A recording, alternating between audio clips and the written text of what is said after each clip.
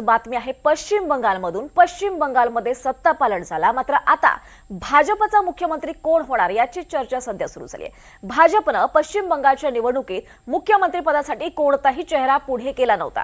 बंगाली बोलणाराच बंगालमध्ये नवा मुख्यमंत्री बनेल असं अमित शहांनी म्हटलं होतं। त्यामुळे सध्या तरी सुवेंदू अधिकारी हेच प्रबळ दावेदार मानले जात आहेत। सुवेंदू अधिकारी हे ममता बॅनर्जींचे एकेकाळचे सहकारी होते। तृणमूलची साथ सोडून ते भाजपमध्ये आले।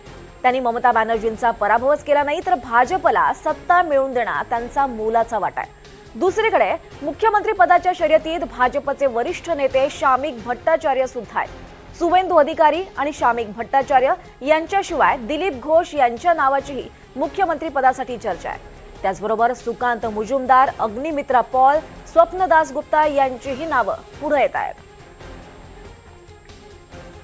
तर या संदर्भात अधिक माहिती घेऊयात आमचे प्रतिनिधी रामराजे शिंदे यांच्याकडून। रामराजे, आपण पाहतोय पश्चिम बंगालमध्ये ऐतिहासिक विजय असा भाजपने मिळवला, मात्र आता चर्चा सुरू आहे तो भाजपचा मुख्यमंत्री कोण होणार।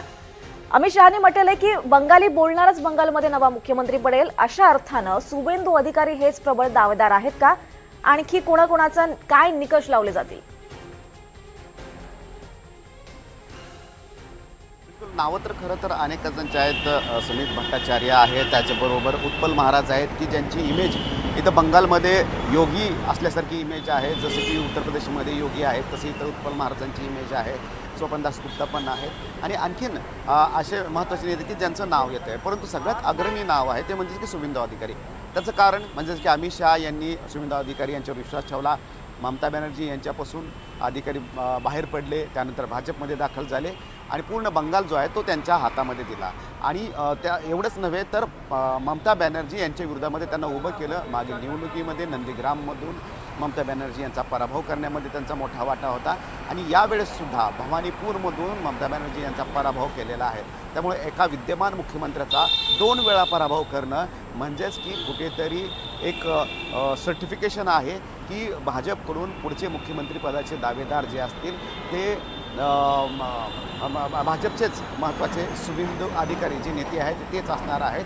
तर त्यामुळंच सुवेंदू अधिकारी यांच्यावर विश्वास ठेवलेला आहे। आपल्याला माहिती आहे की अमित शहांनी यापूर्वी सांगितलं होतं की सुवेंदू अधिकारी हे ममता बॅनर्जी यांच्या विरोधामध्ये लढायला तयार नव्हते, पण ते अमित शहा यांनी सांगितले की तुम्हाला त्यांच्या विरोधात लढावं लागेल। याचाच अर्थ की विद्यमान मुख्यमंत्र्यांना हरवलं तरच तुम्ही मुख्यमंत्री होऊ शकता, असा त्या मागचा एक म्हणण्याचा अर्थ होता। त्यामुळे सुवेंदू अधिकारी यांनी 2 वेळा ममता बॅनर्जी यांना हरवलेलं आहे आणि आता तर साधारणतः 15,000पेक्षा जास्त मतांनी पराभव केलेला आहे। त्यामुळे ममता बॅनर्जी आता विधानसभेमध्ये पण नसणार आहेत आणि एकंदरीतच की संपूर्ण स्ट्रॅटेजी बनवणं म्हणजेच की केवळ रसद पुरवणं नाही तर कार्यकर्त्यांना एकत्र करणं, मॅनेजमेंट करणं, गाव पातळीवर संपूर्ण यंत्रणा सज्ज करणं, हे संपूर्ण काम जे आहे ते सुवेंदू अधिकारी यांनी केलेलं आहे। त्यामुळे प्राईम मिनिस्टरने आणि अमित शहा या दोघांनी त्यांच्यावर विश्वास टाकलेला आहे। त्यामुळे इतर सर्व नेत्यामध्ये सुवेंदू अधिकारी यांचं नाव जे आहे ते अग्रणी येतं। निश्चितच रामराजे, त्यामुळे कोणाच्या नावावर शिक्कामोर्तब होणं हे पाहणं महत्त्वाचं राहणार आहे। धन्यवाद या सविस्तर माहितीसाठी।